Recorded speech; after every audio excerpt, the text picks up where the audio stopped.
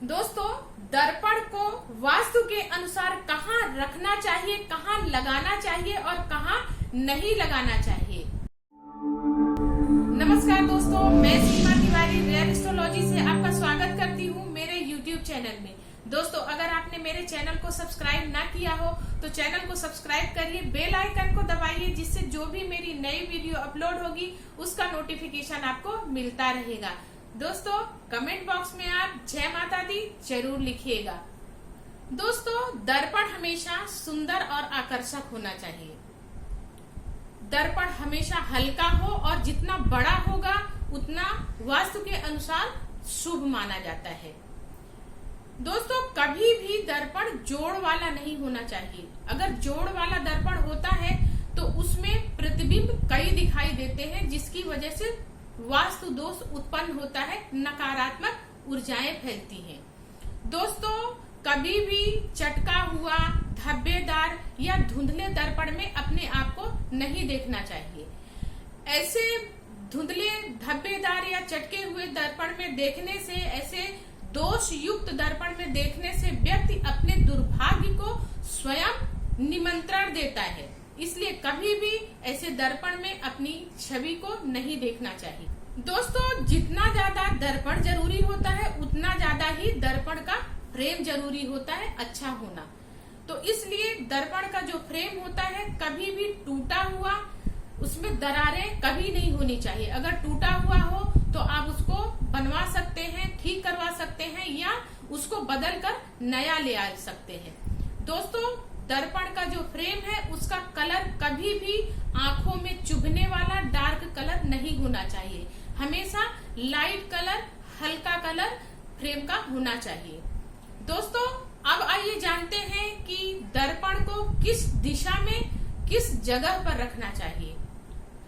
दोस्तों, दर्पण हमेशा उत्तर दिशा, पूर्व दिशा या उत्तर पूर्व दिशा में लगाना शुभ माना जाता है।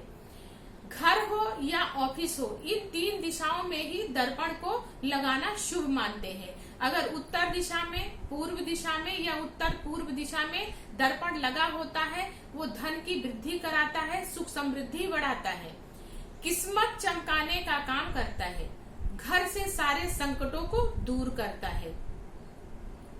दर्पण के सामने अगर कोई शुभ वस्तु रख दी जाती है तो घर में खुशहाली पैदा होती है, शुभता बढ़ती है। दोस्तों, इसके अलावा दर्पण जितना बड़ा होता है उतना ज्यादा शुभ माना जाता है। बड़ा दर्पण इतना होना चाहिए कि व्यक्ति का जो प्रतिबिंब है पूरा दिखाई देना चाहिए। अगर आधा अधूरा प्रतिबिंब दिखाई देता है उससे वास्तु दोष उत्पन्न होते हैं। व्यक्ति के जीवन में शारीरिक और मानसिक कष्ट बने रहते हैं। इसलिए हमेशा बड़ा दर्पण लगाना चाहिए जिसमें पूरा प्रतिबिंब आ सके। इसके अलावा आप एक छोटा दर्पण आप अपने तिजोरी में भी रख सकते हैं, जहां पर आप अपना धन रखते हैं, पैसे रखते हैं, जेवरात रखते हैं।